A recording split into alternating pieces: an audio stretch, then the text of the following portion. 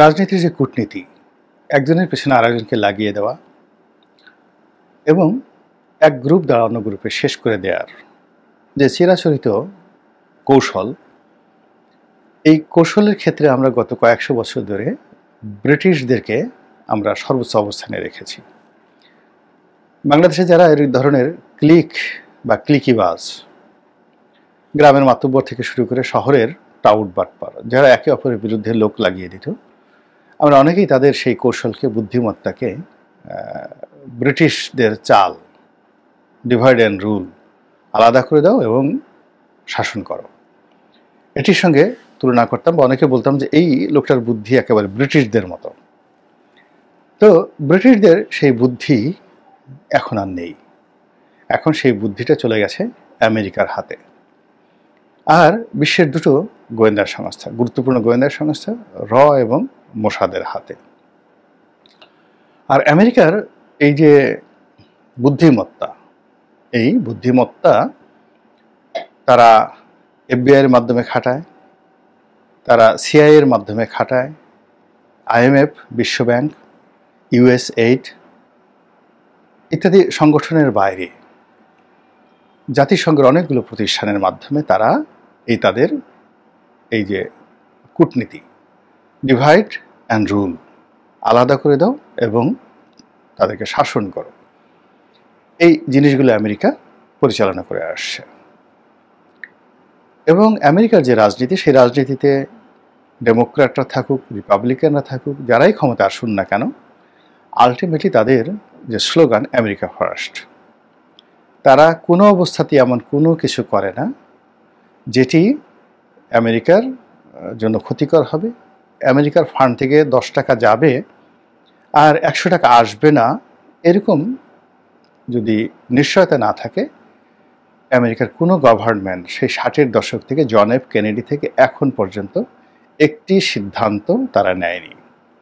সেটা Barack Obama বলেন, Bill Clinton বলেন, এখন ট্রাম্প বলেন, তারপর যাকে বলা হয় জো বাইডেন বলেন। বিদেশের নীতির ক্ষেত্রে, বৈদেশিক নীতির ক্ষেত্রে সবাই সম্পদ আরোহণে তারা সেই দ্বিতীয় বিশ্বযুদ্ধ এবং প্রথম মহাযুদ্ধের যে নীতি, সেই নীতি তারা অনুসরণ করে থাকে।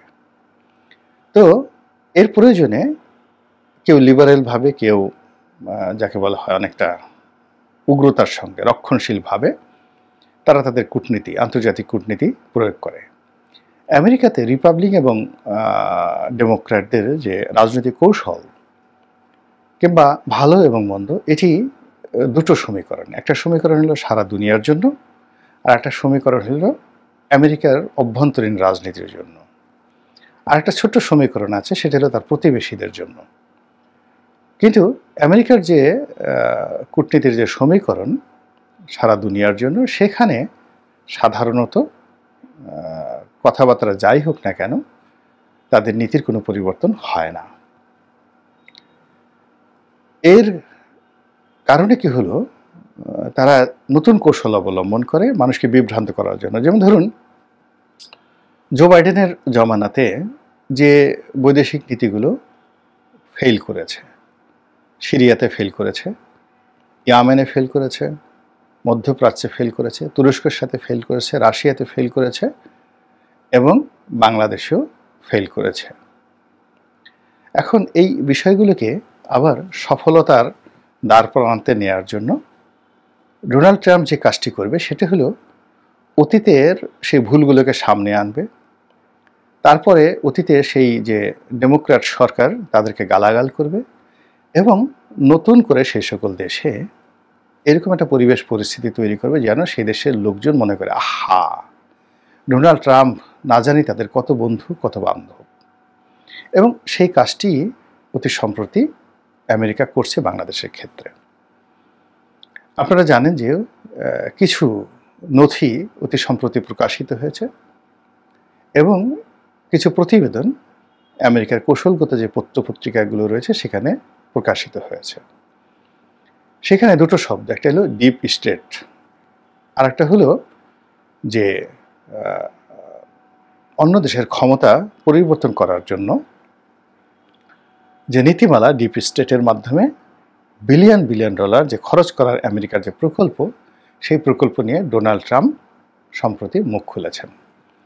বিশেষ করে দক্ষিণ পূর্ব এশিয়াতে পাকিস্তানের ইমরান খানের ক্ষমতাচ্যুতির জন্য ডোনাল্ড ট্রাম্প, শেখ হাসিনার ক্ষমতাচ্যুতির জন্য ডোনাল্ড লু, বাংলাদেশের শেখ হাসিনার ক্ষমতাচ্যুতির জন্য ডোনাল্ড লু থেকে শুরু করে অন্যান্য যে সকল কর্মকর্তা ছিলেন তাদের সবার চাকরিচ্যুতি ঘটেছে এবং তারা এই কাজে কত টাকা ব্যয় করেছেন ইত্যাদি বিষয় নিয়ে আমেরিকার সিনেট, তারপরে তাদের ডিপার্টমেন্ট অফ জাস্টিস, এরপর তাদের কংগ্রেস কমিটি, এগুলো বেশ নড়াচড়া শুরু করে দিয়েছে।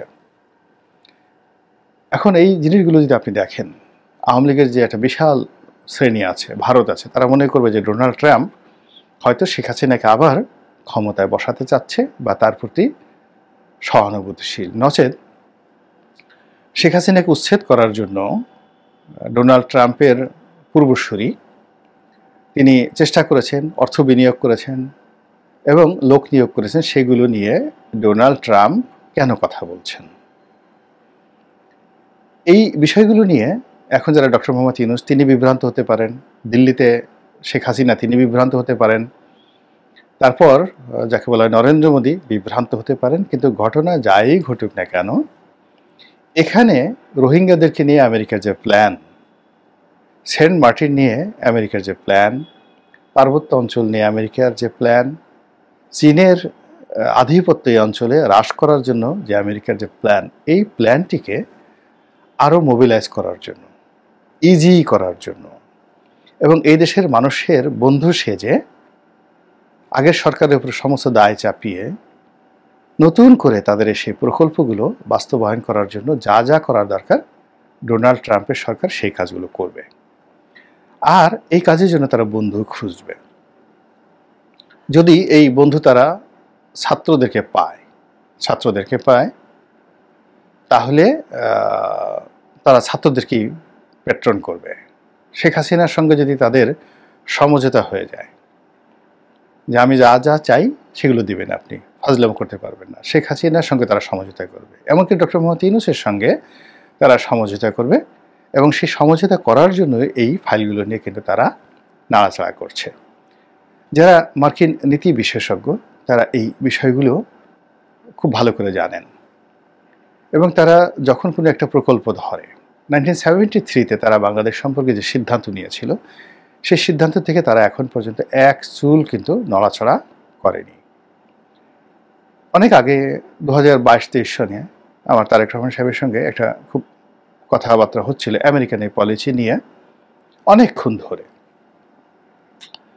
তখন আমি সেই আওয়ামী লীগের অভ্যন্তরীণ যে বিষয় সেগুলো সামহাও আমার একটা কানে চলে এসেছিল। এটা 2021 বা 22 সনের দিকে হতে পারে, আমার এই একজ্যাক্টলি মনে নেই। তো আমি বললাম, তারেক রহমান সাহেবকে বললাম যে ভাই আপনি জানেন এই ঘটনা, শেখ হাসিনার কাছে এই প্রস্তাবগুলো এসেছে, তিনি এই প্রস্তাবগুলো রিফিউজ করেছেন এবং আমেরিকাকে 2 পয়সার পাত্তা দেননি।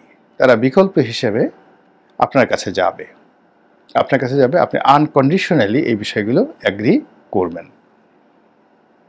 তো তিনি যে জবাব দিয়েছিলেন বা বলেছিলেন সেগুলো আমার এখানে অপাঙ্ক্তি, আমি বলবো না, বাট আমার যেটা দায়িত্ব আমি কিন্তু সেই কথাগুলো তাকে বলেছিলাম। সিমিলারলি ভারতের সঙ্গে সম্পর্কের ব্যাপারেও যে ত্রুটিগুলো ছিল সেটাও বলেছিলাম এবং জুলাই মাসে যেটা হলো, অর্থাৎ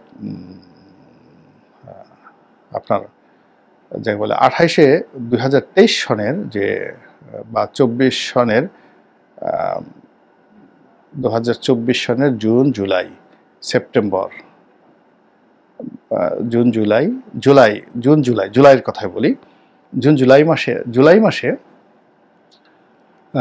আমি ঠিক বিএনপির এর হাইকমান্ডকে আরও একটি বিষয় বলেছিলাম যে আমেরিকা বিএনপির ব্যাপারে আশ্বস্ত হতে পারছে না।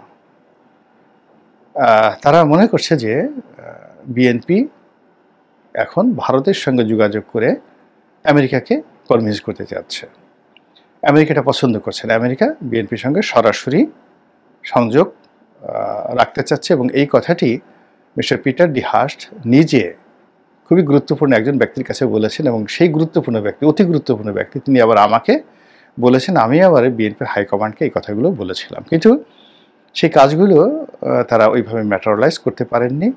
তারা বরং যাকে বলা হয় অনেকটা নির্ভার ছিলেন যে এইভাবেই হবে সব কিছু।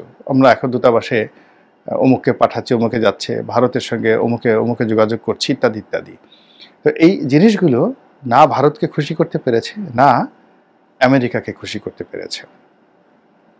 ফলে ভারত, আমেরিকা, চীন, এই তিনটি গুরুত্বপূর্ণ রাষ্ট্র তিনটি অ্যাঙ্গেলে থেকে তারা আমাদের রাজনৈতিক দলগুলো, আওয়ামী লীগ, বিএনপি, সরকার, এদের সঙ্গে খেলেছে। খেলার ফলেই কিন্তু, এবং এখানে তারা জাতিসংঘ এবং ইইউ এদেরকে ব্যবহার করেছে। এই আগস্টের বিপ্লবের আগ পর্যন্ত পরে সব কিছু একেবারে ভ্যাবাচাকা খাওয়ানোর মতো অবস্থায় নিয়ে গেছে। আজকের যে বিশৃঙ্খল অবস্থা, সেই বিশৃঙ্খল অবস্থার পেছনে এই কূটনৈতিক যে বিপর্যয়, সেটি কেবলমাত্র আওয়ামী লীগের নয়, বিএনপির, সেটি জামাতের, অন্য সব দলেরই বিপর্যয় রয়েছে। তারা কেউ কনক্রিট মানে বন্ধু নির্বাচন করার ক্ষেত্রে কারোর সঙ্গে সফলতা অর্জন করতে পারেনি, এমনকি পাকিস্তানের সঙ্গেও নয়। আর এখন পরিবর্তিত পরিস্থিতিতে তো সেই যে আগের অবস্থা, এটি আসছে এর সাথে জটিল হয়ে গেছে। আপনি চিন্তা করুন প্রতিটি জিনিস কিভাবে কন্ট্রাস্ট করছে। আপনি ভারতের সঙ্গে সম্পর্ক স্থাপন করতে চাচ্ছেন, আবার অন্যদিকে পাকিস্তানের সঙ্গে আমদানি রপ্তানি বাড়িয়ে দিয়েছেন, পাকিস্তানের সঙ্গে সামরিক বাহিনী যৌথ মহড়া করছেন। আবার আপনি আমেরিকার সাথে সম্পর্ক স্থাপন করতে চাচ্ছেন, আর ইরানিদেরকে বাংলাদেশে এনে সেখানে চিকিৎসা ব্যবস্থা করতে চাচ্ছেন। আপনি ভারতের সাথে সম্পর্ক স্থাপন করতে চাচ্ছেন, আবার চীনে গিয়ে চীনের একটি শহরের বেশ কয়েকটি হাসপাতালকে ডেডিকেট করে দিচ্ছেন বাংলাদেশিদের জন্য। তো এটা, এই যে সরকার যে কূটনৈতিকভাবে ব্যর্থ, এবং তারা যে একটা নির্দিষ্ট লক্ষ্য নিয়ে এগোতে পারছে না, এটি স্পষ্ট। আগামীতে যারা কিংস পার্টি গঠন করবেন বা করছেন, তারা এই জায়গাতে এখনো শিশু রয়ে গেছেন, জাস্ট ইনফ্যান্ট, তারা শুরুই করেননি। এরপরে বিএনপি, যাকে বলা হয় আমেরিকা, চীন, ভারত, এই কোনো রাষ্ট্রের সঙ্গেই আশ্বস্ত তাদেরকে করার মতো, তাদের সঙ্গে বন্ধুত্ব করার মতো বা তাদের সহযোগিতা পাওয়ার মতো পরিবেশ পরিস্থিতি এখনো সৃষ্টি করতে পারেনি। আর জামাত কিছুই করেনি, নাথিং। তারা মনে করছে যে আমরা যেহেতু জামাত, পাকিস্তান এমনি আমাদেরকে সহযোগিতা করবে, কিন্তু পাকিস্তানের সঙ্গে জামাতের ওইরকম বা আইএসআইয়ের ওইরকম কোনো সম্পর্ক যদি হতো, আপনারা মাঠে অনেক কিছু দেখতে পারতেন, কিন্তু সেটা এখন পর্যন্ত হয়নি।